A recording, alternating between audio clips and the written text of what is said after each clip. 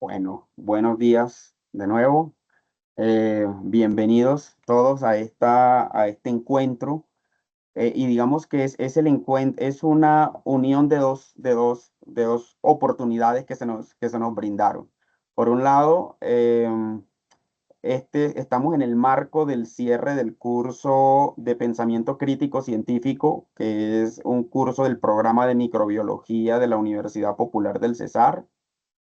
Quien se dirige a ustedes, Manuel Pantoja, es el profesor del curso.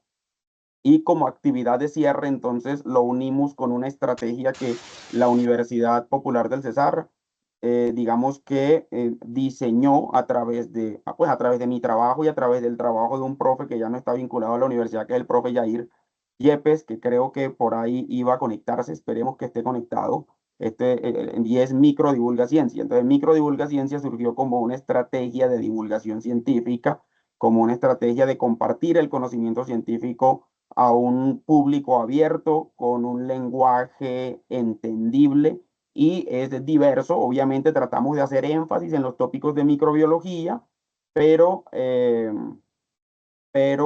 digamos que en realidad podemos tocar otros temas de ciencia. Hemos tenido invitados de rehabilitación ambiental, de universidades, de empresas públicas, empresas privadas, en fin, digamos que la idea es acercar un poco el quehacer científico a un público en general. Entonces, digamos que hoy se unieron estas oportunidades, el hecho de poder cerrar el curso de pensamiento crítico científico y retomar estas actividades de microdivulga ciencia. Entonces, gracias a quienes se conectaron.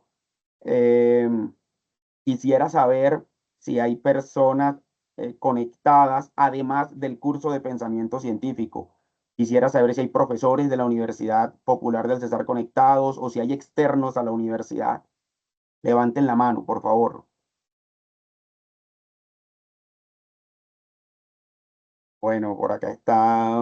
Bueno, vamos a ver quiénes están por acá. Vamos a hacer un sondeo general.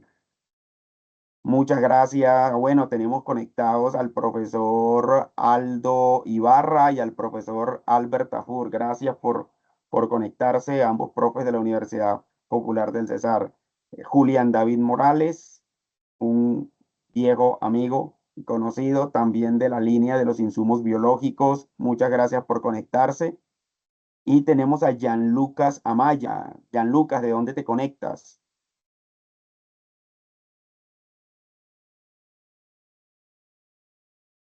¿Puedes activar el micrófono? Bueno, de pronto no. Bueno, de todas maneras, bienvenidos todos. Y los voy a dejar entonces con Mateo. ¿Quién es Mateo? Bueno, Mateo, de antemano, gracias por aceptar la invitación. Mateo es biólogo, tiene una maestría en biología, ambos títulos de la Universidad de Antioquia. En estos momentos, Mateo es investigador del Departamento de Ciencia del Suelo y Nutrición Vegetal de la Universidad de Geismar en Alemania, bajo el apoyo de una beca de la Fundación Bayer, de la Bayer Foundation, ¿cierto? Entonces ya Mateo nos explicará un poco acerca del trabajo que viene haciendo y nos acompañará con la charla Microbiomas y el futuro de la agricultura. ¿Cierto? Gracias, Mateo, pues, y voy a dejar de compartir para que pongas tu presentación.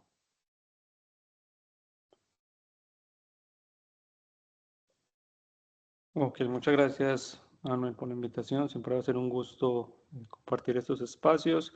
Voy a compartir mi pantalla. Mm,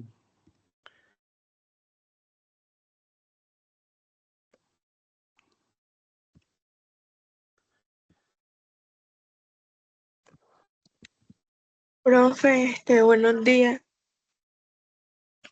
Buen día. Lo que pasa es que yo me conecté como a las 7:35, entonces me dijeron que usted estaba llamando a Lilka.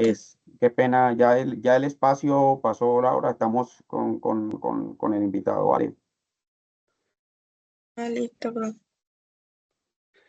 ok, ¿se ve la presentación en vista presentación o en moderador? Sí, sí, está muy bien en vista presentación, ¿vale?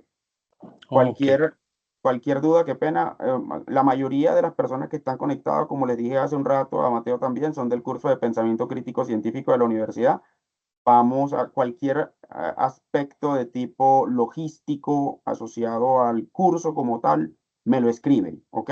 Porque ya digamos que aquí tenemos el espacio para la presentación y hay unos tiempos que vamos a respetar, ¿vale? Adelante, Mateo. Ok, bueno, muchas gracias nuevamente por la invitación, un gusto compartir este espacio. Hoy vamos a hablar un poco de los microbiomas, de qué son y cómo se enmarcan en el futuro de la agricultura. Yo preparé esta presentación de la siguiente manera. Vamos a primero a definir algunos conceptos relevantes en torno a lo que son los microbiomas. Vamos a hablar un poco de los microbiomas asociados a las plantas, los retos actuales que tiene la agricultura y cómo se enmarcan entonces los microbiomas en este contexto. Y aquí quiero extenderme un poco más y es que vamos a ver algunos ejemplos, sean artículos o sean compañías, empresas que se dediquen a aplicar este conocimiento. Entonces, comenzamos definiendo qué son los microbiomas. Para esto utilizo este artículo de Gabriela Berg y colaboradores en 2020, donde se define aquí que un microbioma es la microbiota, es decir, ese conjunto de bacterias, arqueas, hongos, protistas, algas, más su conjunto de funciones que está mediado por diferentes moléculas, sean lípidos, proteínas, polisacáridos, ácidos nucleicos, toxinas, moléculas de señalización, entre otros, y que están asociados a una matriz. Es decir, entonces, que un microbioma es el conjunto de microorganismos más sus actividades asociados a una matriz, que puede ser el agua, puede ser el suelo, puede ser las partes de la planta, puede ser la raíz, el fruto, las hojas, puede ser el intestino, la piel, la boca. Pues, es decir, que hay un microbioma básicamente de todo. Podemos hablar de microbioma de la boca, del intestino, de las frutas, microbioma de la semilla, microbioma del suelo, del agua, incluso del aire. También hay una línea de estudio que se encarga de estudiar el microbioma del aire. Bien, entonces, alrededor de qué son los microbiomas, hay una serie de preguntas que se pueden responder y que, bueno, tienen cierta complejidad respecto a las técnicas que hay que usar para poder abordar esas preguntas. La más básica respecto a los microbiomas es quiénes están ahí, es decir, qué bacterias o qué microorganismos, hongos o los demás que mencioné en la diapositiva anterior están asociados a la matriz. Esto empezó con los medios de cultivo tradicionales, es decir, aislando bacterias, viendo con medios selectivos qué posibles funciones tienen o con otras técnicas bioquímicas.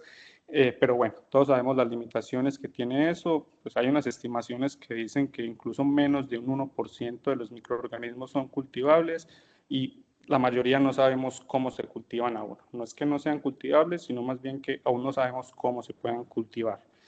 Bien, entonces, otra manera de abordar esta pregunta de quiénes están componiendo ese microbioma es ya con el metabarcoding, que ya es una tecnología de secuenciación que nos permite amplificar regiones específicas del ADN y bueno, y ver y así clasificar taxonómicamente esos fragmentos y decir, esta matriz está compuesta de bacteria 1, bacteria 2, hongo 1, hongo 2 y así sucesivamente.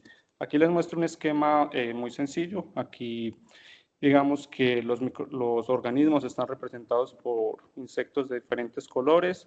Se toma una muestra que está homogenizada.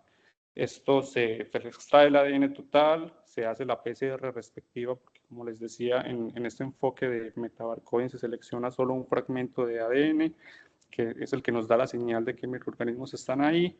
Bueno, y ya por técnicas bioinformáticas asignamos estas secuencias a organismos. Entonces, por ejemplo, acá teníamos 3 organismos, hicimos el proceso de extracción de ADN, proceso bioinformático y tenemos que esos 3 microorganismos corresponden a este y este. Así, muy resumido para que nos dé tiempo de avanzar con los demás temas. Bien, entonces la segunda pregunta que aparece aquí es, esos microorganismos, ¿qué pueden hacer? Es decir, ¿cuál es el potencial metabólico? ¿Qué potenciales funciones están llevando a cabo en el suelo? Para esto entonces ya recurrimos a otra técnica que esto empieza con la metagenómica como tal. Aquí hablamos de metabarcoding, aquí de metagenómica, que es un enfoque similar donde secuenciamos el ADN, pero aquí secuenciamos absolutamente todo el ADN que haya en la muestra, no solo una región como hacemos en el barcoding, sino todo el ADN que esté disponible.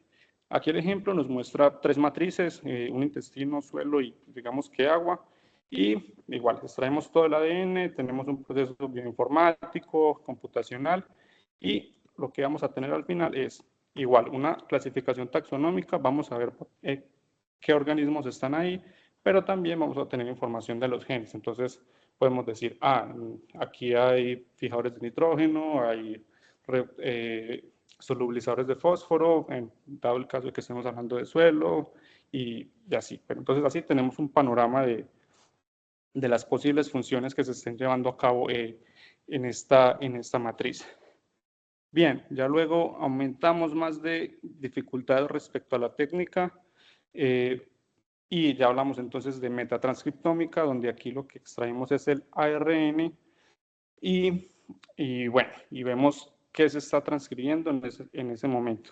Entonces, no sé cómo vayan con sus cursos de microbiología o de biología celular, pero está el dogma central de la biología molecular que nos dice que tenemos ADN, se transcribe a ARN y de ARN se traduce a proteína. Y bueno, las proteínas son las que llevan a cabo las funciones. Entonces, con la metatranscriptómica vemos en un momento dado qué genes están expresando. Y es un enfoque muy similar, solo que en este caso extraemos ARN. De igual manera, este ARN, como es inestable, se hace una traducción reversa para llevarlo a ADN y es un proceso igual de secuenciamiento, de análisis bioinformático, y esto nos va a permitir ver potenciales genes que se estén expresando en un momento dado. Bueno, luego está una pregunta que nos lleva a un nivel de complejidad más alto, y es qué están haciendo. Ya no estamos hablando de potenciales funciones, ni solamente de quiénes están ahí, sino que qué están haciendo en ese momento. Para eso está una de las técnicas, es la metaproteómica, que lo que hace es extraer proteínas y ver y lo que nos permite ver entonces qué proteínas están en esa matriz en un momento dado, bajo un tratamiento y demás, o la metabolómica, que ya es extraer metabolitos. Esta es incluso aún más reciente y nos permite ver todos los metabolitos en una matriz.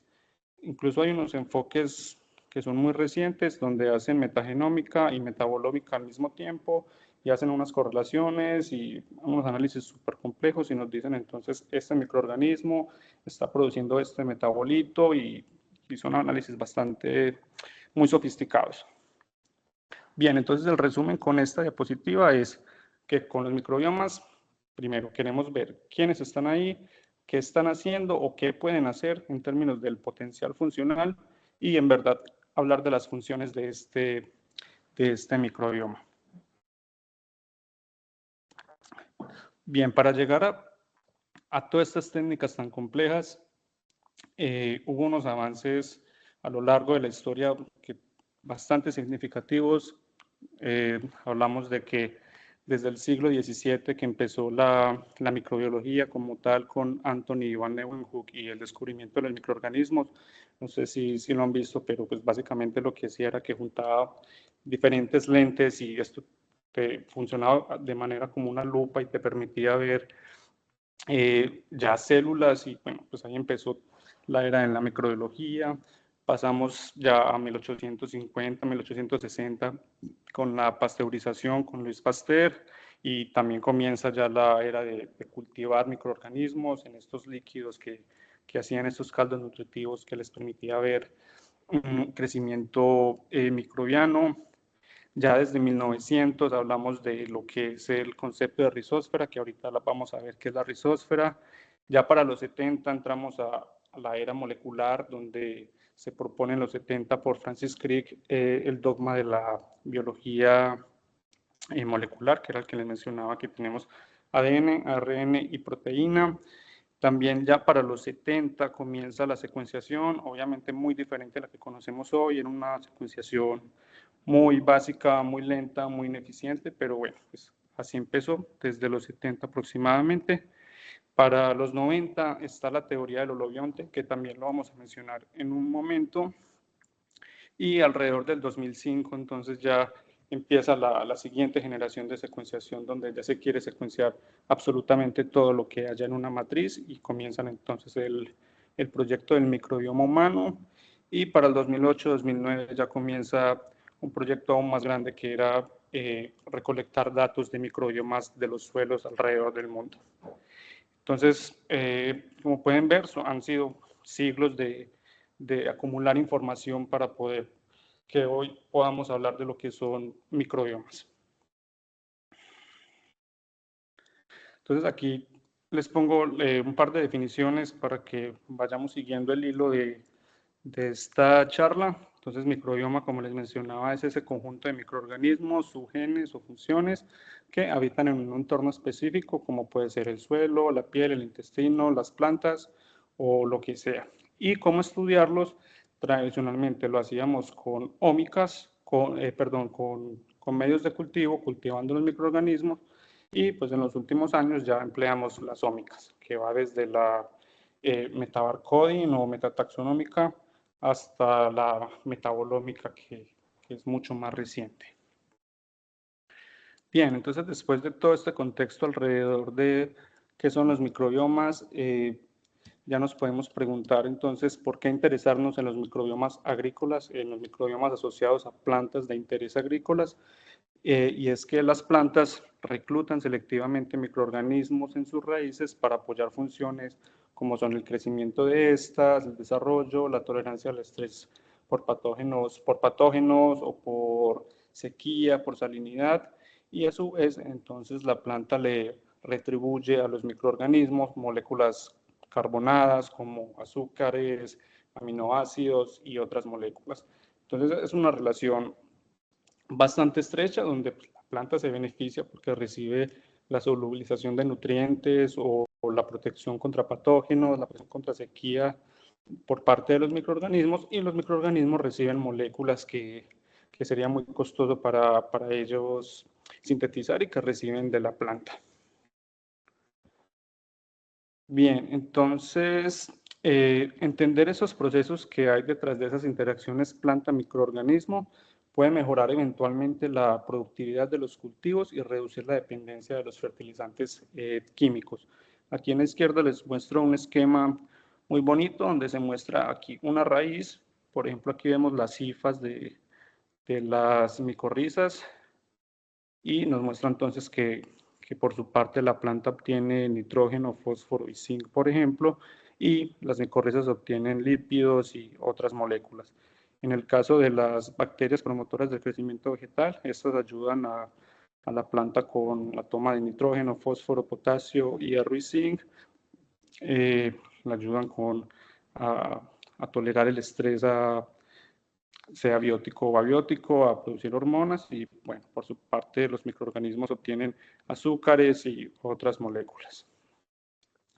Bien, y esta relación tan estrecha planta-microorganismo se ha dado a lo largo de toda la historia evolutiva de las plantas. Aquí incluso en este artículo del 2020 revisan esta información y proponen que incluso desde que las plantas colonizaron la Tierra ya tenían, digámoslo así, ayuda de los microorganismos que las apoyaban con funciones. Entonces piensen en que si antes las plantas evolucionaron en el agua, imagínense en los retos que había pasar a la Tierra. Entonces, obviamente tenían que lidiar con la sequía, que ahora tenían mucha más luz, que había mucha más irradiación, las presiones osmóticas cambiaban, así como nuevos patógenos.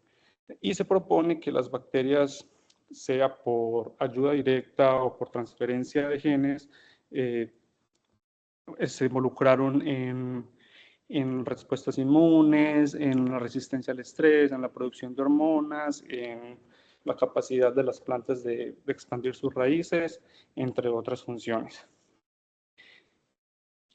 Esta es una tablita de un artículo del 2015 donde nos muestra esa fuerte asociación que hay de las plantas terrestres con las micorrizas, que pues, recordemos que las micorrizas se las mostré en un par de diapositivas anterior, que son estos hongos que se asocian con las raíces y permiten a la planta tomar más nutrientes.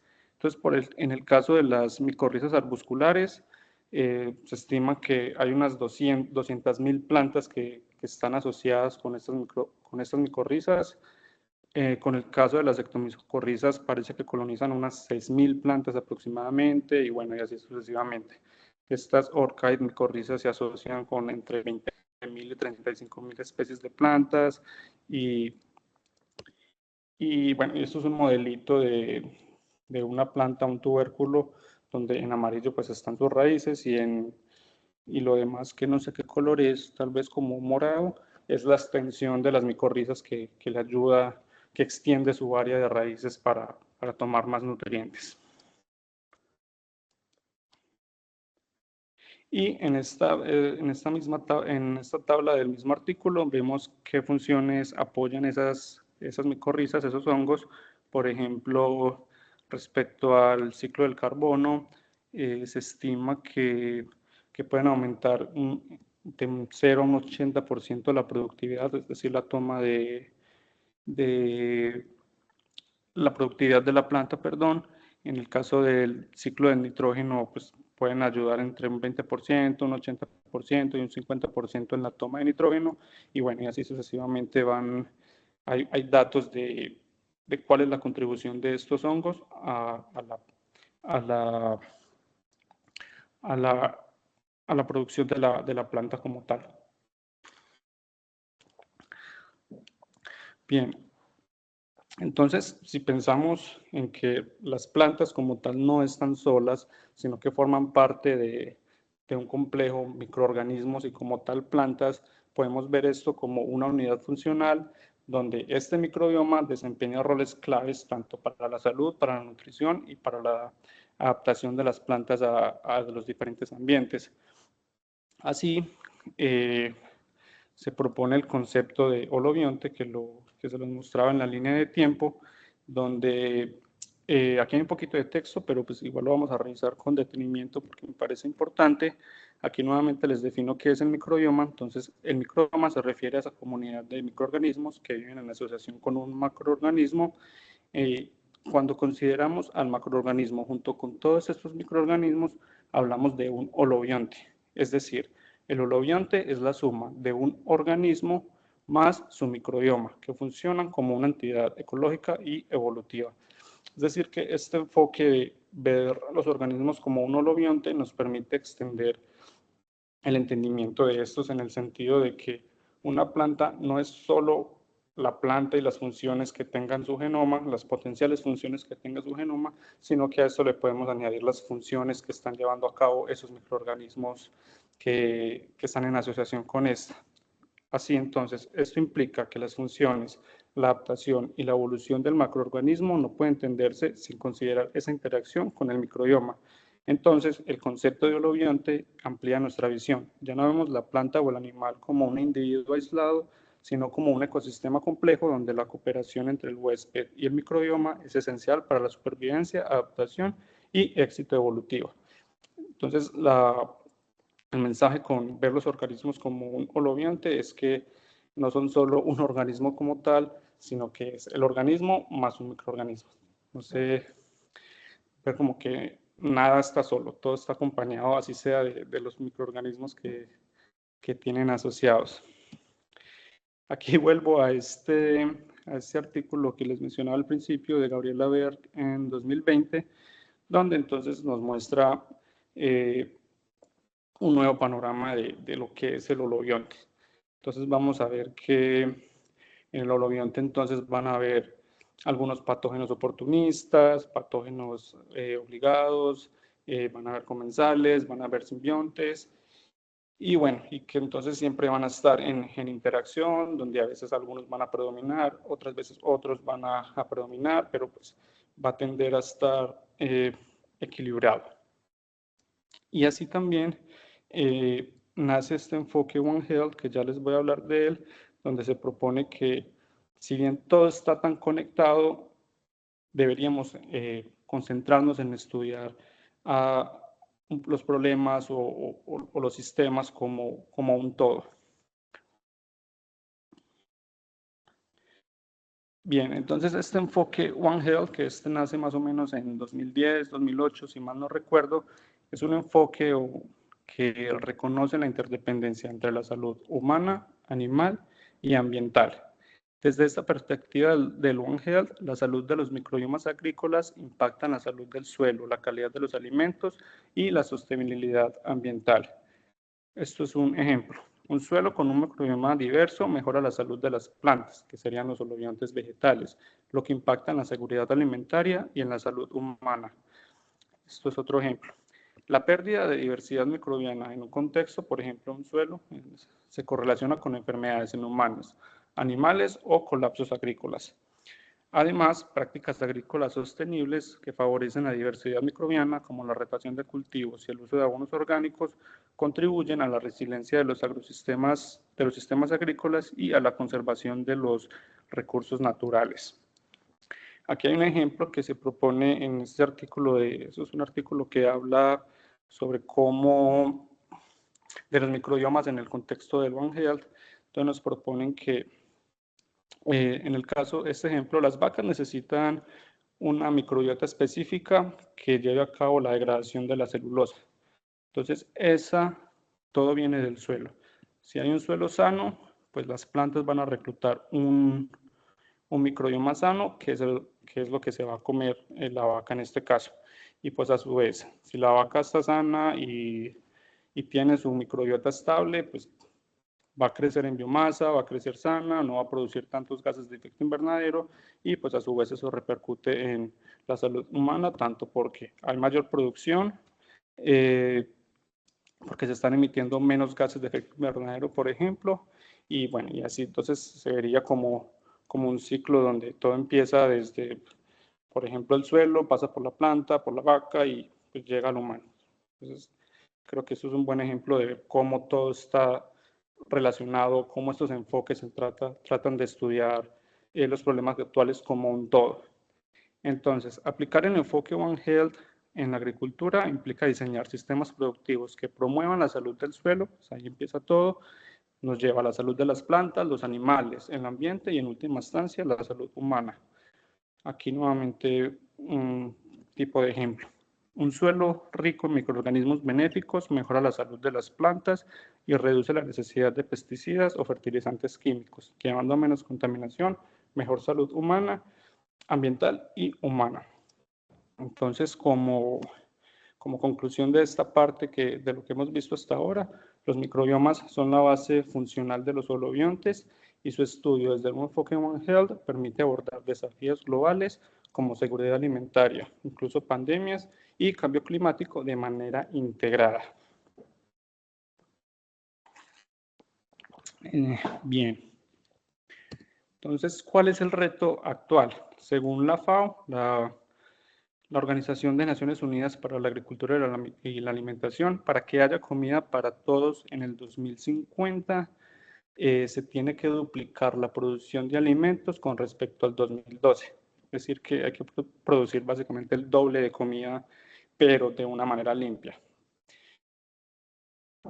Que esto es fundamental, porque como vamos a ver en la siguiente diapositiva, esto es otra línea de tiempo, pero mucho más corta. Digamos que si rastreamos desde cuándo se empezaron a utilizar los insumos agrícolas o fertilizantes químicos, nos vamos más o menos a la mitad del siglo XIX, donde Justus von Liebig propone la ley de los mínimos, que nos dice que el crecimiento de las plantas está limitado por el elemento que esté en menor cantidad.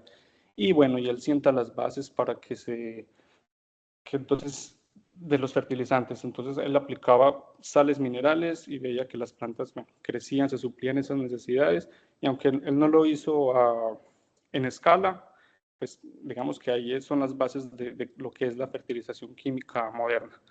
Ya cuando entramos en los principios del siglo XX, ya tenemos mecanización y expansión agrícola, donde ya tenemos tractores y maquinaria que cambian la escala del trabajo agrícola.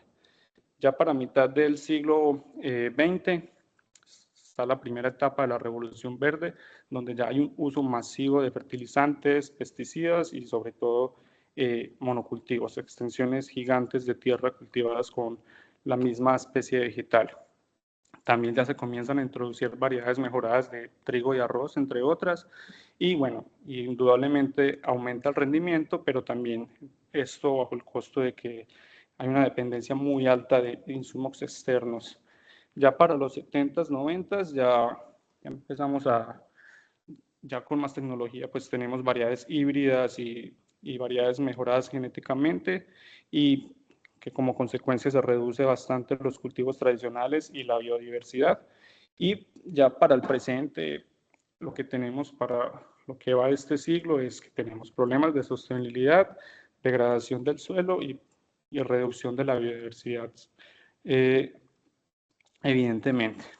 Entonces, con esto el mensaje es que hace mucho sabemos cómo manipular la química del suelo, pero el siguiente paso es ahora manipular la vida del suelo, manipular esos microorganismos que están asociados a las plantas y que sabemos que es una estrecha relación que obviamente beneficia a las plantas. Entonces, teniendo en cuenta esta pequeña historia, más o menos alrededor del 2010, 2012, por esos años, hay, digamos, que un freno a lo que se venía haciendo, o no un freno, ya hay una línea de pensamiento que surge y es como, hey, ¿qué estamos haciendo? Como, si ya sabíamos que los microorganismos están en asociación con las plantas y que tienen funciones benéficas, todo esto que venimos haciendo, ¿qué está pasando con los microorganismos? Y entonces surge una línea de investigación que quiere ver eso. Este artículo es, creo que de los primeros, según lo tengo dateado, que aborda ese problema, y es como volver a las raíces. Listo, entonces volvamos a ver cómo está afectando estas prácticas de monocultivo, de fertilización, de prácticas agrícolas en general, cómo está afectando a los microorganismos que siempre han estado ahí asociados a las plantas.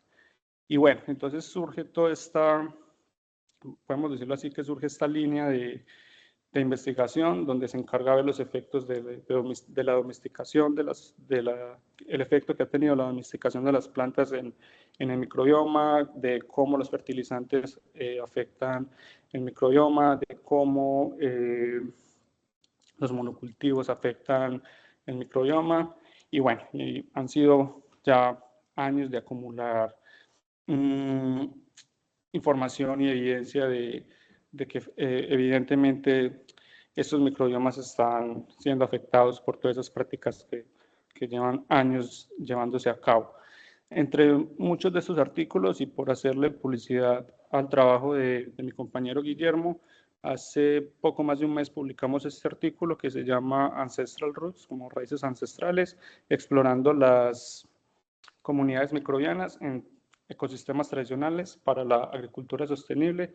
Aquí básicamente lo que se hizo fue que se seleccionaron agrosistemas tradicionales de diferentes partes del mundo, como lo son las milpas en Centroamérica y Norteamérica, ecosistemas de desierto, y estos rice paddy, que son estos cultivos de arroz inundados de Asia principalmente. Entonces aquí lo que se hizo fue que se revisó la literatura disponible y bueno, se proponen algunos modelos de cómo estas prácticas tradicionales han permitido que se mantengan el microbioma y pues por ende sus funciones a lo largo de estos ecosistemas. Bien, como creo que ha sido un poquito cargada en cuanto a temas y conceptos, tengo aquí esta diapositiva a manera de checkpoint. Nuevamente, recordemos que el microbioma es ese conjunto de microorganismos, sus genes, sus funciones, que están asociados a una matriz. En este caso, pues es de interés el suelo, porque estamos hablando de agroecosistemas, de microbiomas asociados a la agricultura. Holobionte, recordemos entonces que es ese conjunto formado por un organismo hospedero y todos sus microorganismos asociados, como son bacterias, arqueas, hongos y virus, aunque nuestro interés está principalmente en bacterias y hongos. Y en enfoque Human Health que es este enfoque interdisciplinario que reconoce que la salud humana, la salud animal, la salud ambiental están interconectadas y que su gestión debe hacerse de forma coordinada. Ahora ya quiero mostrarles un poco de microbiomas en acción, de algunos ejemplos de cómo este conocimiento que se ha construido a lo largo de los microbiomas nos puede dar soluciones para la agricultura. Comienzo con este artículo de México que me parece muy bonito, que sigue una secuencia de razonamiento muy clara. Ellos aquí tenían la hipótesis de que los microorganismos asociados a las variedades nativas de maíz le confieren resistencia a la sequía de la planta y que como estos microorganismos se han perdido en las variedades modernas, estas no son resistentes a la sequía. Entonces, en un primer momento, lo que ellos hicieron fue recolectar diferentes variedades, semillas de maíz nativos, variedades híbridas, que los vemos aquí. Aquí tenemos las nativas, aquí tenemos las híbridas, y en un ensayo muy simple de germinación, aquí tenemos el control, pues donde esperamos que crezcan, estos también esperamos que crezcan, pero en condiciones de sequía vemos que igual estas variedades nativas tienen la capacidad de germinar y las híbridas pues no les va bien germinando en condiciones de sequía. Entonces ellos dijeron, bueno, como si nuestra hipótesis es que esa resistencia, que esa capacidad de germinar, en este caso de germinar en condiciones de sequía, está asociada a los microorganismos, ¿qué pasa si quitamos los microorganismos? Y eso fue lo que hicieron, lo que les muestro en la siguiente diapositiva. Aquí se los separé en 3 paneles. En la izquierda entonces tenemos el control, donde primero aislaron los microorganismos por métodos de cultivo, aislaron los microorganismos asociados a las semillas, y aquí pues nos está mostrando los conteos de esos microorganismos en las diferentes variedades. Y bueno, y entonces, ¿qué pasa cuando se los quitan? Lo que hicieron fue que a las semillas las trataron con antibióticos. Y pues vemos aquí que efectivamente el tratamiento con antibióticos reduce las poblaciones de bacterias, reduce o pues quedan cero básicamente las poblaciones de bacterias. Y bien, entonces acá en este panel, llamémoslo A, este B, en el panel A tenemos las variedades nativas y en el B tenemos las variedades híbridas. Entonces en un ensayo de germinación vemos en rojo en condiciones de sequía y en negro las condiciones de sequía más antibiótico. Entonces, si la resistencia está asociada a los microorganismos, entonces esperamos que si quitamos los microorganismos, ya no van a tener esa resistencia. Y eso fue lo que vieron. En el control, que es solo sequía, pues vemos que hay una germinación, pero cuando se intenta germinar esas semillas en condiciones de sequía, pero con el mix de antibióticos, vemos que hay diferencias significativas en la germinación. Entonces, pues, evidencia de que esa resistencia sí está asociada a los microorganismos. Y bueno, y así hicieron con diferentes parámetros, con germinación, con el tamaño de las raíces, con el número de raíces también. Y en el panel de la izquierda, con las variedades híbridas, como la hipótesis era de que aquí no están esos microorganismos que confieren la resistencia a la sequía, pues no vamos a ver diferencias si aplicamos o no antibióticos, porque pues igual no están, no pasa nada si aplicamos antibióticos y pues efectivamente, cuando no hay diferencias entre si aplicar un antibiótico, porque no están estos microorganismos. Bien, entre los experimentos que hicieron, porque hicieron bastantes, pues aquí ellos muestran los aislados que obtuvieron de las variedades nativas, nos muestran el porcentaje de germinación a lo largo de los días. Para el caso del control en azul, para el caso en rojo está en condiciones de sequía, y lo que hicieron fue que volvieron a aplicar esas semillas tratadas o esterilizadas o con solución de antibióticos, las volvieron a tratar con las bacterias que aislaron, y pues se ve cómo vuelven a recuperar la germinación, el porcentaje de germinación, pues aplicando las diferentes bacterias que ya habían aislado. Creo que este es un artículo que ejemplifica muy bien la capacidad o las funciones que lleva a cabo el microbioma y cómo se asocian con la planta y cómo se pierde también en variedades modernas. Bien, esto es otro artículo, pero creo que si estamos preparados, yo estaba preparando una presentación de unos 40 minutos, creo que me voy a pasar, entonces esto lo voy a pasar rápidamente. Este simplemente es un artículo un poco más complejo que muestra cómo inoculan bacterias que son degradadoras de pesticidas, ven los cambios en el microbioma y por unos nuevos algoritmos que ellos elaboran, pues ven que pueden llegar a microbiomas sintéticos, es decir, conjunto de bacterias que permiten degradar estos pesticidas en condiciones experimentales. Ese es el mensaje con este.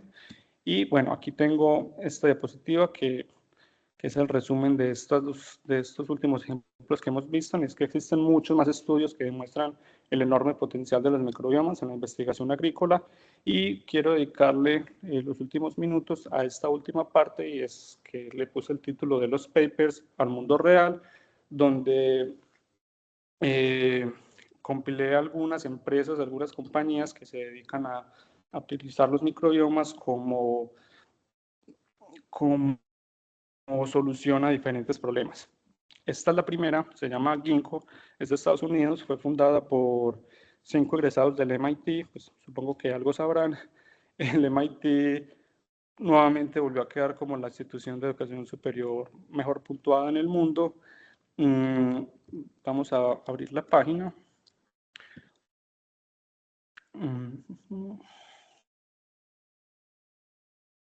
Ahí están viendo la página de Ginkgo. No, Mateo, seguimos viendo la presentación. Estoy viendo la presentación. Ok. ¿Siguen viendo la presentación? Sí, todavía. Ok, un segundo, a ver cómo. Sabes que en Teams hay que compartir como la ventana específica de la... Ok, entonces voy a cambiar la ventana que estoy compartiendo. Sí, hay que seleccionar la página directamente. Okay.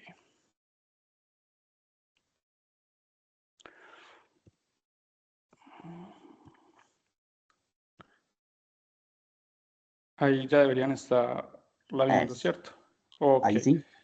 Bueno, entonces esta compañía que les decía que es de Estados Unidos se encarga de utilizando los microbiomas, solucionar problemas en la agricultura. Entonces, ellos ofrecen varios servicios, por ejemplo, protección a los cultivos, nutrición de los cultivos, como rasgos de la planta. Tienen una página, pues todo muy, muy fancy, muy elegante. Por ejemplo, si entramos aquí a Crop Nutrition y vamos a, no sé, uso eficiente de los nutrientes. Estamos acá y muestran, pues tampoco van a decir todos los detalles, porque es una compañía, pero nos dicen algunos de los pasos que ellos siguen. Entonces, primero dice que validan en planta, in vitro, los ensayos. Entonces dicen como, vamos al campo, usamos algunos ensayos y seleccionamos candidatos que más probabilidad tengan de funcionar bajo estas condiciones. Entonces, parece ser que ellos van en este caso, a un cultivo, toman muestras de suelo, secuencian ahí y bajo ciertos parámetros dicen, estos microorganismos pueden funcionar aquí mejor que este o este, y entonces dicen como que escalan el potencial de estas actividades. Entonces dicen como desde los lipopéptidos hasta las sulfartinas, optimizamos los medios, procesamos procesos y formulación para obtener el mejor, como las funciones para optimizar las funciones que se quieran llevar a cabo en ese cultivo. Y entonces aquí en esta segunda parte en esta tercera parte nos dicen como buscando para expandir el uso eficiente de los nutrientes, pero no sabes por dónde empezar, como que nos dicen como, exploremos la colección de más de 300.000 cepas que tienen de microorganismos con funciones agronómicamente relevantes. Súper interesante, muy, muy interesante lo que hacen, pues lastimosamente no revelan muchos detalles, obviamente, pero súper interesante. Aquí tengo también para mostrarles esta otra, esta es de España, incluso tienen un pequeño video que creo que lo podemos ver y que lo escuchen sin problema. Igual le pongo los subtítulos.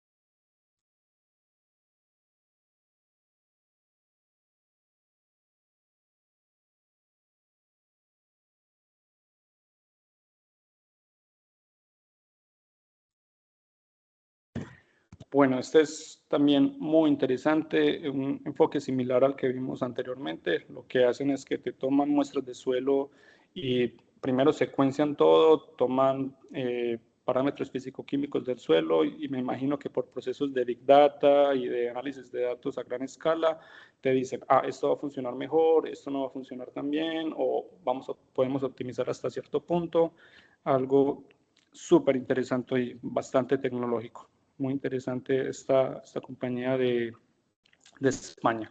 Aquí tengo esta otra, también es un video corto que se llama Azotic. Esta es de Estados Unidos también.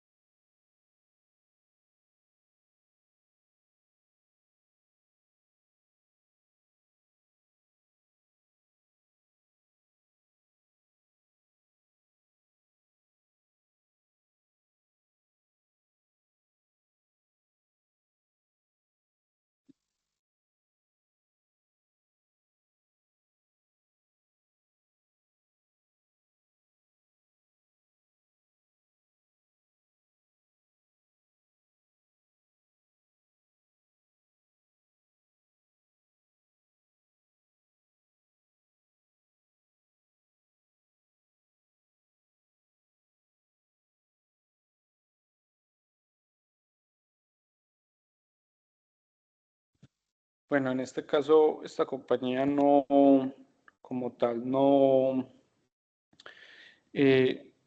trabaja con el microbioma completo, sino que parece ser que tienen una cepa ya muy trabajada y cuando revisas la página tienen los artículos que han publicado con ella, que les funciona muy bien y ofrecen este servicio de aplicación y seguimiento donde, según parece, fija una cantidad así increíble de nitrógeno. Y por último está esta otra compañía, esta es de Países Bajos, donde de igual manera ellos lo que hacen es que toman la muestra de suelo, secuencian absolutamente todo, toman parámetros físico-químicos del suelo y bueno, y con Big Data y algoritmos bastante complejos te dicen qué puede funcionar, qué no, si el suelo es susceptible a patógenos, cómo se puede tratar, qué fertilizantes vienen mejor, cuáles no, y así. También ofrecen como resistencia a las drogas, que con los algoritmos que ellos tienen buscan moléculas que incrementen los grupos benéficos de microorganismos en el suelo y entre otros. Entonces, así quería traerles algunos ejemplos de no solo papers donde se trabaje con microbiomas y donde se muestren buenos resultados en laboratorio o en invernadero, sino casos concretos de esas tecnologías que ya se están aplicando. Y pues ya con eso cierro la presentación. Muchas gracias y pues estoy abierto a las preguntas. Muchísimas gracias, Mateo. Muchísimas gracias. La verdad que interesante la presentación, muy completa y creo que también muy bien explicada. Yo creo que estuvo muy bien articulada. Nos permite a todo nivel entender el fondo de lo que significan los microbiomas en la agricultura, ¿cierto? Entonces vamos a abrir un espacio para preguntas. Si tienen preguntitas, pueden ir levantando la mano. Recuerden, tratemos de hacer preguntas significativas que vayan como muy en la línea de lo que Mateo explicó. Bueno, y si se puede de alguna manera, Mateo explicó unos experimentos muy interesantes y se puede de alguna manera llevar los conceptos de pensamiento científico a las preguntas, pues mucho mejor también. Entonces, por aquí tengo entonces la manito levantada de Andrés. Está de primero. Buenos días, Mateo. Mi nombre es Andrés Durán, hago parte de la asignatura de Pensamiento Crítico. Y pues mi pregunta radica en que, teniendo en cuenta que la microbiota, utilizando como matriz el intestino, pues el conjunto de microorganismos que ayudan en procesos como la digestión, sistema inmunológico y pues la salud en general. Pues no obstante, esta vez se ve afectada por factores que causan un desequilibrio en esta. Entonces mi pregunta es, ¿qué factores pueden causar un desequilibrio o pueden afectar en este microbioma utilizando como matriz el suelo? O sea, ¿cómo puede afectar el alobionte o el suelo como tal? Sí, muy bien. Hola Andrés, muy buena pregunta. Claro, está súper bien documentado los efectos que tiene la dieta sobre sobre el microbioma del intestino, incluso cómo el estrés afecta al intestino. En el caso de las plantas, está muy bien documentado cómo los fertilizantes químicos, por ejemplo, o cómo la aplicación de nitrógeno químico, sea urea, disminuye las poblaciones, por ejemplo, de fijadores naturales de nitrógeno. O, por ejemplo, cuando hay eventos de inundación que se inundan los cultivos, también tenemos lo que se llama una disbiosis, como un desequilibrio de estos microorganismos. Incluso en estas condiciones de disbiosis causadas por inundaciones, usualmente las poblaciones de hongos suben y empezamos a encontrar patógenos comunes, hongos patógenos comunes a las plantas, como lo es Fusarium, entre otros. No sé si quieres un poco más si fue lo suficientemente claro, quieres más detalles. No, sí, señor, me quedó claro. Muchas gracias. Gracias. Bueno, muchas gracias Andrés también por la pregunta. Yo creo que muy al lugar, ¿cierto, Mateo? Sí. Muy en la línea. Bueno, Juan Fernando Romero. Sí, ¿qué tal, Mateo? Cuando tú hablabas del uso de la metagenómica para la identificación de microorganismos del suelo, yo imagino que el software que se utiliza en esos casos debe tener como una base de datos en la que están presentes la secuencia de distintos microorganismos. Pero si este no reconstruyera bien o por error crear un genoma incorrecto, ¿cómo se sabe si se trata de un nuevo microorganismo o de uno ya existente? Y supongo que eso tendrá implicaciones como en la recomendación de un fertilizante no adecuado o un fungicida que realmente no se requiera. ¿Cómo realmente tú obtienes un control de ese software si no estás teniendo interacción directa con él? Claro, muy buena pregunta también porque esa es una de las limitaciones que tenemos con estas técnicas y es que no tenemos las bases de datos suficientemente completas. Las bases de datos no son suficientes para la cantidad de datos que estamos generando ahora. Lo que se hace, claro, dependemos de bases de datos para hacer las asignaciones taxonómicas y las asignaciones de genes y demás. Normalmente se usan lo que se llaman umbrales. Decimos que, bueno, si Si esta secuencia que tenemos se parece un 99% a la que tenemos en la base de datos, podemos decir que es lo mismo. No sé, un ejemplo, Azotobacter, por decir un género de una bacteria. Si esta secuencia que estamos obteniendo se parece un 99% con la Azotobacter que está en la base de datos, decimos que es esa bacteria.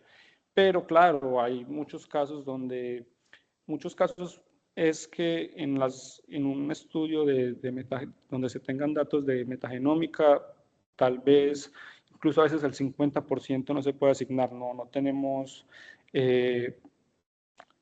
la calidad de los datos, ni las bases de datos nos ayudan, y son datos que se quedan por fuera porque o son cosas nuevas que no sabemos qué son, o por los algoritmos que se usan, se juntaron secuencias y tenemos lo que se llaman quimeras y demás, y ya no sabemos cómo identificar o cómo reconstruirlo de una manera correcta. Pero claro, sí, dependemos de las bases de datos, y están los casos donde o no sabemos qué son porque no hay ninguna secuencia que se le parezca, o porque son datos espuriosos que se generaron, sea en la secuenciación o en el tratamiento que se hizo con todos esos datos. Muchísimas gracias, Mateo. Tenemos en la fila también a Mariana Alejandra. Buenos días, Mateo. Mi pregunta es, usted ahorita nos hablaba sobre el enfoque que tienen los microbiomas en la salud humana, en las plantas y también en el campo del ambiente. Entonces, tengo entendido que la agricultura regenerativa busca restaurar los suelos y aumentar la biodiversidad. Entonces, mi pregunta sería, ¿cómo esta puede beneficiarse sobre el estudio de los microbiomas? Claro. A ver, es que cuando buscamos esto de regenerar, pues normalmente se habla de lo que hay arriba. Estamos recuperando la biodiversidad, entonces se siembran diferentes cosas para que hayan diferentes polinizadores y pues como que se restaure el ecosistema, pero es que eso también está pasando debajo. También entonces están seleccionando microorganismos por parte de la planta, también entonces si tenemos en un suelo poblaciones, un microbioma estable que se llama, que es un término un poco complejo, pero que se usa lo que es un microbioma estable, cuando es lo suficientemente diverso, hablamos de que es estable y que si hay invasiones de otros microorganismos, pues el microbioma pueda lidiar con esto y mantenerse en el tiempo. También, por ejemplo, en el caso de los suelos, hay algunos artículos que lo que hacen es aplicar microorganismos, no tanto para que haya un beneficio para las plantas, sino para que simplemente se recupere un poco ese equilibrio o esa diversidad entre las poblaciones del suelo y así mantenerse. Entonces, parte del mensaje con esto era que todo está interconectado de alguna manera. Si hacemos algo por las plantas o por un ecosistema o por restaurar un suelo, también es algo que está pasando por debajo, y por el contrario, si hacemos algo por el suelo, también estamos haciendo algo por las plantas que van a crecer sobre este. Ok, muchas gracias. Muchas gracias, Mateo. Tenemos en fila a Julián David Morales. Adelante, Julián.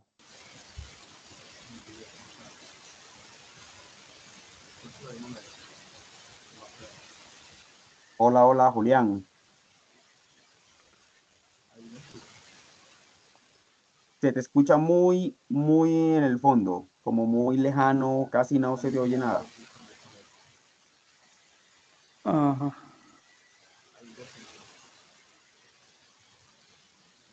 Nada, se oye es como un ruido, como una lluvia de fondo.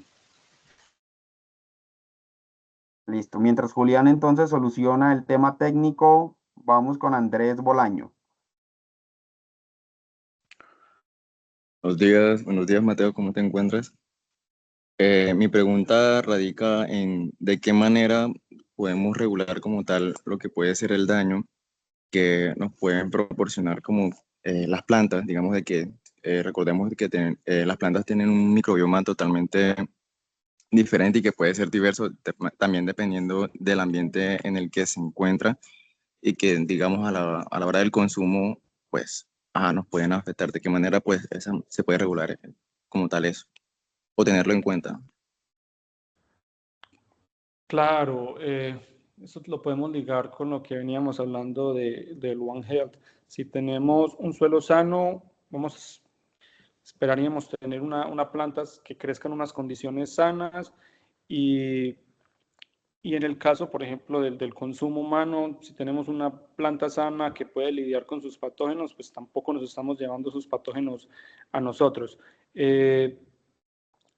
En esta imagen que les mostraba del One Health, uno de los ejemplos que estaba ahí era cómo se transmiten los patógenos a lo largo de la cadena alimenticia. Entonces, por ejemplo, si hay un patógeno en el suelo, este llega a la planta por alguna razón y pues nosotros nos comemos la planta, ahí tenemos este problema diferente al caso de que tengamos un microbioma que pueda lidiar con estas invasiones de patógenos, pues entonces se va a cortar esa cadena de transmisión del patógeno y pues no va a llegar hasta nosotros como consumidores finales, pues sí es el ejemplo.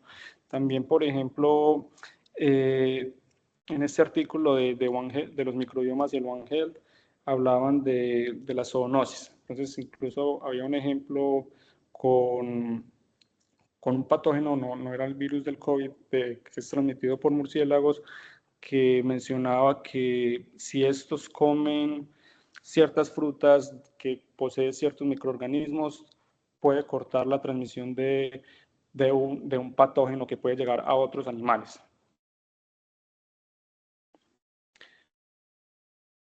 Sí, muchas gracias, Mateo. De hecho, hay estudios y hay algunas publicaciones que asocian el aumento en la diversidad microbiana en el suelo con la reducción de poblaciones humanas a algunos tipos de alergia y algunas afecciones. Es decir, hay una correlación inversamente proporcional entre la diversidad del suelo y las afectaciones por alergias, sobre todo. Entonces, yo no sé si Andrés, en ese sentido, la respuesta es adecuada. ¿Está bien con eso? Es que, bueno, yo lo que mencionaba es que, digamos, de cierta manera no tenía que ser como un microbioma patógeno para la planta como tal, sino que, digamos, ese microbioma fuese, bueno, hábil para que la planta pueda crecer, desarrollarse correctamente, pero al presentar, digamos, un microbioma totalmente diferente, digamos, reconocible para nuestros organismos, de esa manera, pues, nos pudiese afectar y que pudiese afectar como tal a lo que vendría siendo la población. Ok, no conozco un reporte que estudie eso, que muestre que primero que la planta crezca bien o pues de una manera que tenga una producción adecuada con dos diferentes microbiomas, por llamarlo así, y ver si esto afecta en el consumo. Está interesante, pues a lo mejor puede que haya algo, no lo sé, pero está interesante lo que preguntas. Listo. Muchas gracias, Andrés y Mateo. Vamos a ver si Julián pudo solucionar su tema de audio.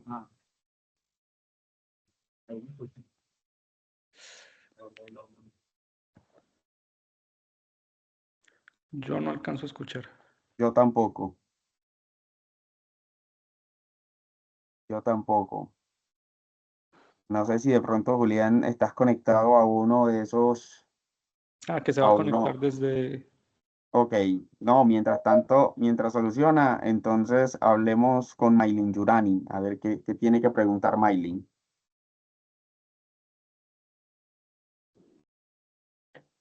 Buenos días, profesor. Buenos días, Mateo. Pues mi pregunta más que todo tiene que ver con la relación, como lo decía mi compañero.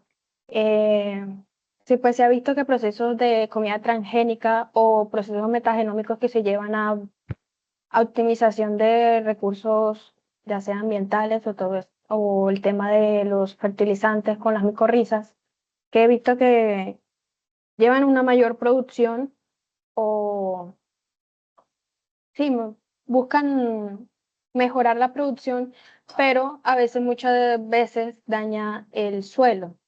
O incluso hay muchos ecosistemas que se alteran, ya sea por los polinizadores, los insectos, todo se ve afectado. Entonces yo vengo como, hay procesos que actualmente más o menos he visto que buscan renovar, como dijo Mateo, estos suelos nuevamente. Entonces quiero decir, esta renovación va implicada a buscar cómo estaba antes o buscar un equilibrio teniendo en cuenta que se siga manteniendo los avances que ya se han tenido.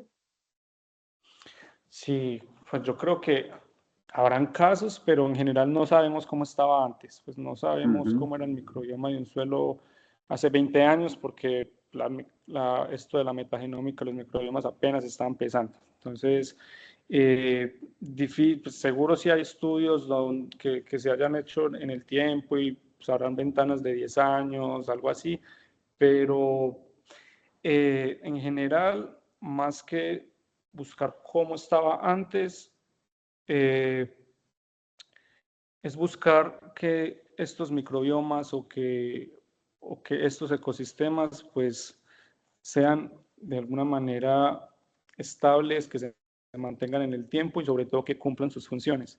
Porque, bueno, pues en el caso de que si nos interesan las plantas, queremos es que estos microorganismos ayuden en la toma de nitrógeno, fósforo, potasio, que ayuden a controlar patógenos, sean hongos u otras bacterias. Entonces, sí, mi respuesta sería que más que buscar a cómo estaban antes, es tener un ecosistemas sanos, por decirlo así, que igual es una palabra compleja de qué es algo sano y qué es algo no sano, pero que haya una eubiosis como se conoce. Entonces está la disbiosis, que es cuando tenemos estas alteraciones de los microbiomas, y una eubiosis, que sería las condiciones óptimas de estas. Abordé tu pregunta. Sí, claro, muchas gracias. Ujú, Otra sí. cosita, perdón. Lo que pasa es que incluso en estos momentos están utilizando bacterias o virus o incluso otras cosas para alterar o corregir ciertos daños que están en el microbioma, ya sea pues, de suelos, intestinal o todo eso. Y hace poco vi un artículo que decía que utilizaban los fagos para, ¿cómo le digo? Matar a las bacterias dañinas o incluso reprogramarlas genéticamente. Entonces digo, a nivel metagenómico, ¿qué impacto podría tener en la salud o incluso en producción de las plantas agrícolas a futuro? Claro, incluso eso es súper nuevo. Diría que apenas en los últimos 3, 4 años se está viendo qué pasa, pues está el interés de ver qué pasa cuando se aplican bacteriófagos, por ejemplo, con el microbioma, cómo esa aplicación de bacteriófagos hace cambios en el microbioma. Recuerdo un artículo, no lo recuerdo muy bien, pero básicamente lo que hacen es que hay un patógeno en el suelo asociado a una planta de interés, aplican bacteriófagos contra este patógeno y ven los cambios que tiene este microbioma. Entonces, de entrada, pues el microbioma ya está alterado porque las poblaciones de este patógeno están muy altas, y lo que se busca entonces con la aplicación del bacteriófago es que estas poblaciones vuelvan al estado como cuando no había patógeno, si me hago entender. Entonces, la aplicación del bacteriófago promueve a que el microbioma regrese a su estado de como si no hubiese habido un patógeno en el suelo. Y muchas veces pues no se quiere, digamos, volver a un microbioma como lo mencionábamos ahorita, de que nunca se ha afectado en condiciones naturales, sino que justamente lo que se busca es modificar ese microbioma para que lleve a funciones específicas. Por ejemplo, hay un enfoque reciente que habla más o menos como del enbiome, como el microbioma asociado al nitrógeno, por traducirlo de alguna manera, que es que están viendo que cuando aplican algunas cepas de fijadores de nitrógeno al microbioma, esta cepa a su vez lo que hace es que selecciona otros microorganismos del microbioma que son fijadores de nitrógeno y forman, digamos, unos núcleos o unos grupos de microorganismos como un submicrobioma que se encarga de fijar este nitrógeno. Súper interesante. Pero sí, a lo que voy es que no se trata simplemente de restaurar o de llevar a un equilibrio, por decirlo así, sino que también se busca modificar estos microbiomas para que cumplan funciones específicas que sean de utilidad para la planta. Yo creo, yo creo, Mateo, que en la línea de lo que pregunta Maylin, yo creo que hay que hacer varias cosas.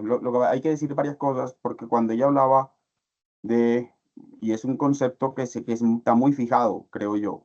No solo lo dice ella, yo creo que es un concepto que está muy fijado, buscando los temas utilizando la palabra restauración o volver a como estaba, y hay que tener en cuenta varias cosas. La primera es que a nivel microbiano, cuando hablamos de un agroecosistema, el microbioma o los microbios no son el único indicador. Entonces, obviamente, aunque la tecnología y el estudio de los microbiomas es muy nuevo, con los microbiomas no podríamos hacer más sino comparar, creo yo, entre un ecosistema sano y uno disturbado, ¿cierto? Y tratar de equiparar condiciones o tratar de ver cómo es el microbioma asociado a semillas o plantas ancestrales, como algo como lo que ya has venido trabajando o que has trabajado anteriormente, con plantas modernas, con variedades más modernas. Entonces, digamos que esas comparaciones, pero ahí hay aspectos que hay que tener en cuenta, como la física del suelo, la química del suelo también, sabiendo que los ecosistemas agrícolas no son ecosistemas naturales. O sea, la agricultura en sí misma ya modifica el ecosistema. O sea, no es que haya una condición agrícola óptima a la que no. Es básicamente, la palabra clave aquí es funcionalidad. Es decir, que el suelo o el sistema productivo en el que te estás trabajando funcione para lo que se necesita, que es producir alimentos, en este caso, porque estamos hablando de agricultura, pero pues con un impacto ambiental mínimo también. Es lo que tratamos creo que hacia allá apunta la cosa, pero siempre teniendo presente que la agricultura como tal no es un ecosistema natural, o sea, eso ya es modificado. La misma práctica agrícola tradicional ya modifica el ecosistema. Entonces eso es algo que siempre hay que tener presente. ¿Cierto? Yo no sé si Julián ya pudo. Hola, hola, ¿ahí me escuchan? Ahora sí. Eso, muy bien, ahora sí. ¿Qué más, Ay, hermano? que no. ¿Cómo vamos? Yo no, y Mateo, cuánto que no lo veía, hermano. ¿Ah? Sigo sin verlo a usted me está viendo, pero yo no lo estoy viendo. Yo estoy con la cámara del celular, hermano, muy bravo. Sí, sí. ¿Qué más? ¿Qué más? Bien, hermano, no, que interesante la charla y digamos que asocio de alguna manera lo que está hablando en este momento en la respuesta anterior. Yo tengo una curiosidad. Lo que pasa es que, por ejemplo, nosotros todo el tiempo hemos trabajado con microorganismos cultivables, ¿cierto? Digamos que es la única manera que nosotros hemos tenido hasta cierto punto de trabajar agregando microorganismos para mejorar la agricultura en general, ¿cierto? Pero, bueno, y uno sabe que uno ha agregado algún microorganismo y eso puede tener algún efecto positivo en términos de la comunidad microbiana. Pero muchas veces usted agrega el mismo microorganismo en otra condición, que eso va asociado con lo de los suelos de supresión o supresivos o, pues, o similares, que eso, digamos que el microorganismo que usted cree que es bueno no genera nada. Al contrario, usted aplica eso y pues, ningún resultado es positivo. Pero a su vez, haciendo estudios de microbiomas, uno se da cuenta que hay algunos microorganismos que de pronto pueden ser no cultivables, pero que son muy importantes. Por ejemplo, digamos esos, no sé, asociados al nitrógeno, que sean bacterias nitrificantes, desnitrificantes, bueno, etcétera, cualquiera de esos grupos que de pronto uno no los puede tener. ¿Hay algún enfoque desde la parte de los microbiomas de cómo uno puede trabajar con ellos a pesar de que no los pueda cultivar en el laboratorio como tal? Porque pues creo yo que de pronto hay una clave que nosotros hemos dejado y hemos pasado por alto, porque no, solamente podemos controlar lo que podemos agregar, pero el resto de cosas las tenemos ahí como en el aire, sabemos que existen, pero a su vez tampoco veo si ya, no sé si ya existe algún tipo de enfoque al trabajo con esos que de pronto tienen esa relación importante, así como lo mencionaba usted ahorita con los nodos, que aparecen algunas que son muy importantes para ciertos procesos y que eso lleva a tener unos resultados positivos en términos pues, agrícolas. Sé el teso, hermano, en este momento es con microbioma, entonces por eso es como mi pregunta. No, qué pena. Antes de que Mateo responda, Sí. Julián, para efectos de los muchachos, que la mayoría son del curso del que ya les estuve conversando, presentate, por favor. Ah, bueno, no, yo me llamo Julián Morales. Hace algunos años trabajé con Mateo y con Manuel en el grupo de investigación donde estamos de la Universidad de Antioquia. Se llamaba Bacteriología Agrícola Ambiental. Soy biólogo, pues, pero casi, digamos que me creo microbiólogo básicamente, con maestría también en biología. Yo trabajando por ahí unos 15, 16 años en términos de microbiología agrícola. Personalmente también soy profe de cátedra en la Universidad de Antioquia, en la Escuela de Microbiología. Entonces, por eso, digamos, como la cercanía que tengo con el profe Manuel y con Mateo, no sé si ya también estará enseñando por allá el profe Mateo, pongámoslo también en la misma condición. Entonces, por eso es mi pregunta, porque sé que Mateo lleva bastante rato trabajando con estos temas y me parece pues como bastante interesante, y más en la empresa en la que yo trabajo en este momento, porque eso me da también ideas de trabajo en la parte investigativa aquí dentro de la empresa asociada, por ejemplo, teniendo en cuenta ese enfoque en la parte de los microbiomas. Ujú. Sí, bueno, sí, pregunta compleja. Básicamente, con esto de los microbiomas, entre los análisis que hacen, a veces se identifican lo que se llama como keystone species o keystone, como géneros clave, que muchas veces no son cultivables. Entonces, a veces en esos análisis nos aparecen que este género parece que es el que le da estabilidad o el que conecta a las poblaciones de las bacterias, pero no es cultivable. Estos genes que estamos encontrando que pueden tener potencial, no sé, sigamos hablando del nitrógeno, parece ser un fuerte fijador de nitrógeno, los análisis no lo muestran, pero no es cultivable. Eso es una limitante, claramente, pero hay nuevos enfoques muy nuevos, donde lo que se busca es, si bien ese microorganismo no es cultivable, pero como tenemos el perfil de lo que lo está haciendo importante para ese microbioma, o podemos transformar una bacteria o buscarle un reemplazo, por decirlo así.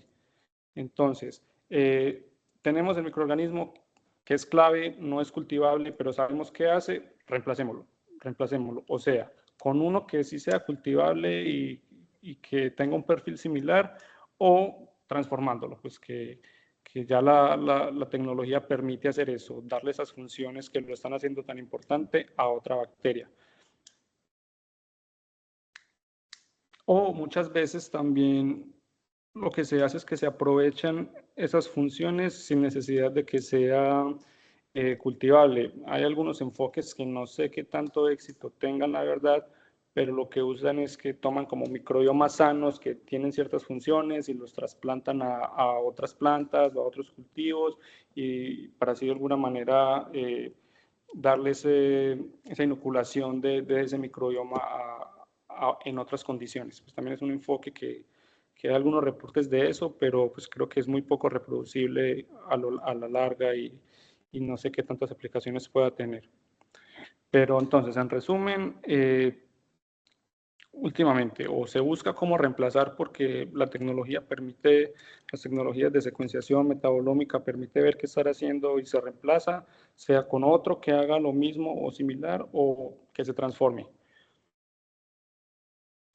Ok, Antonio, muchas gracias. De hecho, pues digamos que en la parte clínica se habla de eso pues va a sonar feo porque digamos que es como la manera en que genera de pronto eco, que es eso del trasplante de materia fecal, pero realmente no le hacen eso, sino que eliminan, por decirlo así, obviamente la parte de esa materia orgánica y dejan los microorganismos. Pero digamos que eso tiene algunas aplicaciones, por ejemplo, para el tratamiento de bacterias, por ejemplo, esas malucas, por ejemplo, como Clostridium difficile, que es un problema en clínica. Pero en agricultura, pues usted sabe que muchas veces lo que hacen muchos es, por ejemplo, hacer esos, pongámosle entre comillas, aguapanelas, donde ponen a crecer microorganismos, pero eso en el tiempo usted no sabe a la final qué hay, eso es una caja negra. Usted puede tener Sí, una cosa y en 15 días otra cosa distinta, asumiendo de que está haciendo, incrementando microorganismos benéficos. Pero, digamos, en estos términos de los microbiomas, esa es una posibilidad, entre comillas, de uno, por decirlo así, como bioaumentar esos microorganismos positivos, pero termina siendo también, digamos, como complejo en términos de saber que realmente sí está haciendo lo que es o está pudiendo incrementar las poblaciones que son y no por el contrario llevar a estar inoculando microorganismos patógenos o que desequilibren pues de alguna u otra manera ese microbioma y generen, en vez de tener una eubiosis, genera una disbiosis, que es lo que ahorita se habla pues en el tema pues de la presentación. Pero bueno, no, ahí me parece interesante lo que me dice y ya me da como más ideas como de ir buscando y por ahí cualquier cosa lo voy contactando también por interno. Sí, claro, incluso este último artículo, el que pasé de largo porque no me iba a dar el tiempo, ellos proponen en todo el pipeline que proponen, en todo ese diseño de cómo llegar a comunidades sintéticas, lo que hacen es justo eso. Buscan las funciones que están haciendo clave ese microbioma con los algoritmos esos que diseñaron y al final lo que dicen es, bueno, entonces ya tenemos ese conjunto de funciones, vamos a hacer un microbioma sintético, vamos a inyectar esas funciones a un microbioma, como a lo que ellos llaman, creo que lo utilizan es como células, como listo. Entonces vamos a hacer células sintéticas donde le metamos las funciones que queramos, que es lo que está haciendo clave a este microbioma. Eso seguro le faltan muchos años, pero pues yo creo que eso nos va dando ideas de hacia dónde puede ir las cosas. Listo, muchas gracias, hermano. Muchas gracias a ambos por la respuesta. Dice que nos quedan 4 minutos para terminar. Vamos a ver si alcanzamos con, cerramos con Nicole Martínez y con James Daza, rápidamente. Bueno, hola Mateo. Mi pregunta va más con respecto a una visualización hacia el futuro. Ya teniendo en cuenta y considerando los avances y pues las múltiples aplicaciones de los microbiomas, ¿cómo nosotros nos podemos visualizar o visualizar los cultivos dentro de 20 y 50 años ya con la implementación del conocimiento y la manipulación del microbioma? Sí, mira, yo creo que no tengo rastreado hace cuánto se usan microorganismos en la agricultura. Tal vez Manuel tenga por ahí el dato, pero ya llevamos años. Oficialmente el primer paper finales de los 70, principios de los 80. Ok, entonces sí, ya llevamos como mínimo unos 40 años, 30 años en esto y creo que al principio entonces veníamos utilizando cepas que veíamos que tenían potencial y bueno, que todavía se hace, ya después juntamos un poco hacemos consorcios de algunas 5 cepas que funcionen bien. Yo creo que podemos apuntar o hacia donde va esto es utilizar microbiomas completos, sea que se logre formular de alguna manera toda una comunidad de microorganismos para aplicar o que sea como estos ejemplos de esas compañías que les mostré que lo que hacen es algo muy preciso, muy contexto dependiente, que pues, recordemos que todo depende del contexto donde se miren y pues cada cultivo va a tener sus necesidades. Yo creo que va a apuntar a eso, a ser muy específico, a que sean estrategias diseñadas para problemas así muy al detalle. Y por supuesto, pues van a seguir apareciendo alternativas de más microorganismos, se van a caracterizar muchos más microorganismos seguramente, se van a modificar microorganismos, entonces seguro van a pasar cosas muy interesantes, pues, ya están pasando, pero seguramente en 5 o 10 años y de ahí para allá van a aparecer alternativas como estas que una vez dice como, wow, qué interesante. Yo creo que todo apunta como al diseño de paquetes tecnológicos, ¿no? Paquetes tecnológicos personalizados que le permita, dependiendo del ecosistema, aplicar soluciones puntuales. Yo creo que hacia allá apunta la cosa. ¿Tú qué crees?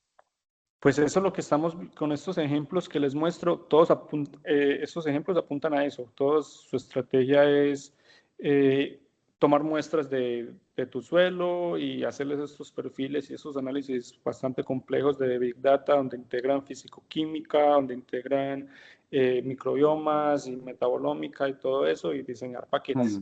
Pues creo que esa línea va a seguir creciendo, vamos a ver qué otras líneas siguen creciendo. Manuel, cerraste el micrófono. Muchas gracias, Mateo y Nicole, por la pregunta. Y cerramos entonces con James Enrique, que tiene la manito levantada. Muy buenos días. ¿Cómo vas, Mateo? Mi nombre es James Daza y pues bueno, la incógnita mía surge después de la respuesta hacia Julián. Pues, ¿qué beneficios o en qué ayudaría algún microorganismo cual no se puede cultivar? ¿En qué beneficiaría a la planta o al suelo? Claro, muy importante. Pensemos que un microorganismo no se puede cultivar es porque tiene unos requerimientos nutricionales que no sabemos cuáles son. Más que no se pueda, es que no sabemos cómo hacerlo en este momento o, o se obtiene o si se logra cultivar pues, y se muere o simplemente no crece en el medio de cultivo. Más que cuál es el beneficio de tener un microorganismo que no es cultivable, es más bien ver qué funciones pueden estar llevando a cabo esos microorganismos no cultivables que nos pueden ser de utilidad y que sería útil tenerlos cultivables para poder estudiarlos más a detenimiento, porque pues estas técnicas de secuenciación, entre todas sus limitantes, es justo eso, que a veces simplemente nos da una foto de qué está pasando, pero pues eso no nos está dando ninguna solución a un problema actual. Entonces, sí, para recapitular un poco, es más bien que no sabemos cómo cultivarlos en este momento, no necesariamente que no se pueda, y que estos llevan a cabo funciones en el suelo que podemos ver que por esas técnicas que pueden estar haciendo y que sería de utilidad si los podemos cultivar. No sé si con muchísimas gracias. eso, muchas gracias, James. Y una última pregunta, Mateo, que nos hace alguien externo que se llama Fernanda Dayan Moya. No sé si está conectada o sigue por allí. Qué pena por la demora. Le di prioridad a los que activaban el micrófono. Pregunta por el chat que si existen barreras técnicas o regulatorias para el uso de esos consorcios personalizados en el suelo. Barreras técnicas o regulatorias para el uso de consorcios en el suelo. Personalizados, sí. Que yo lo sepa, no. No sé, creo que no, tal vez no entienda muy bien la pregunta. A ver, ¿existen barreras técnicas o regulatorias para el uso de consorcios microbianos personalizados en el suelo? Hasta donde yo sé, no creo que hasta el momento tenga una regulación de estos paquetes tecnológicos que ofrecen estas compañías. No puedo darte más información, lo siento. No, porque, a ver, lo que pasa es que si la regulación para la aplicación, o sea, si la parte regulatoria para la aplicación de un producto a partir de un solo microbio es de alguna manera, sí existen regulaciones para biofertilizantes, para bioestimulantes, de hecho hay categorías que los biocontroladores, mira que hay categorías definidas, hay normas que definen esas categorías y hay regulaciones, normas regulatorias de alguna manera para eso. Y aún así creemos que podrían ser medio difusas, un poquito. Pensar en paquetes tecnológicos induce de hecho a menos regulaciones que tener un producto como tal. Porque aquí no estamos hablando de producto, estamos hablando de un paquete y es conocer lo que hay en el suelo y de alguna manera mejorar, entre comillas, asociado a la misma salud del ecosistema, lo que hay. Entonces yo creo que no. Las barreras técnicas creo que las que Mateo ha explicado tienen que ver más con las limitaciones de las herramientas con las que contamos, con las que se cuentan. O no sé, Mateo, ¿qué opina? Sí, total. O sea que, por ejemplo, en el caso, pues no se pueden utilizar patógenos humanos, de que pues, hay pseudomonas que pueden tener funciones benéficas para la planta, pero también pueden ser patógenos para humanos, pues en ese caso no se pueden utilizar, pero pues, información que apunte a tu pregunta no tengo más. Por ejemplo, no se pueden utilizar organismos o bacterias genéticamente modificadas También, como insumo de esos consorcios de los que llaman, no se pueden utilizar tampoco. Pues digamos que las barreras o las limitaciones regulatorias sí las hay, lo que pasa es que son pocas y yo creo que no aplican tampoco para los procesos que Mateo explicó en la línea en la que los explicó, creo yo. ¿Vale?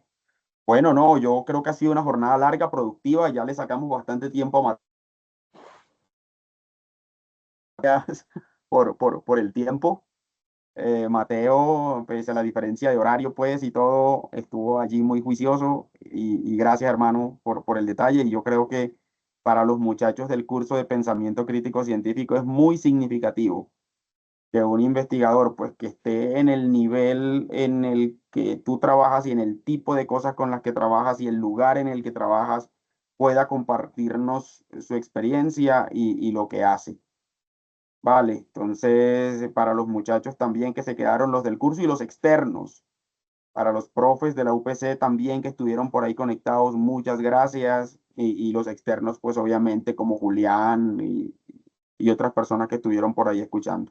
Muchas gracias a todos, muy amables y que tengan un bonito día. Muchas gracias por Profe, antes de la... terminar, Ujú. pues yo tengo como, yo diría que esta charla se podría hacer de pronto en unos años, puesto que esto es un tema que apenas está avanzando y pues que tiene mucho camino por recorrer, por decirlo así. Y pues sería bueno más adelante como conocer nuevos avances acerca de este tema, que es como que muy bueno. Muy buena idea. Y para ti que estás jovencito, tenés mucho tiempo para seguir leyendo lo que Mateo publique de aquí en adelante y seguramente tendrás una apreciación y comparación en el tiempo. Aro, aro. Muchas gracias